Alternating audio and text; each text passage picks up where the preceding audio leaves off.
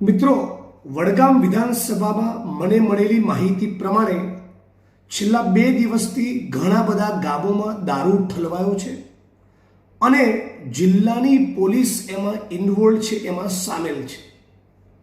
બનાસકાંઠા જિલ્લાના એક ઉચ્ચ અધિકારી દ્વારા વડગામ વિધાનસભાની તાલુકા અને જિલ્લા પંચાયતની બેઠકમાં અંદર ખાને ભાજપનો પ્રચાર કરવાની પણ સૂચના આપવામાં આવી છે.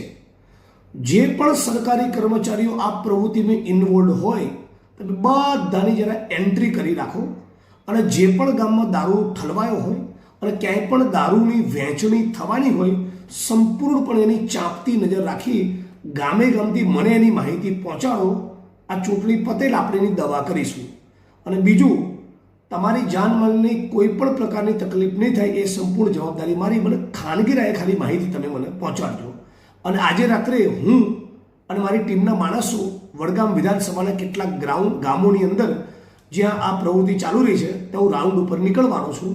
જે બી રંગે હાથે ઝડપાયું એને બરાબર પાલનપુર સેન્ટ્રલ જેલના સળિયા પાછળ કઈ રીતે મોકલવામાં આવે એની વ્યવસ્થા હું કરીશ.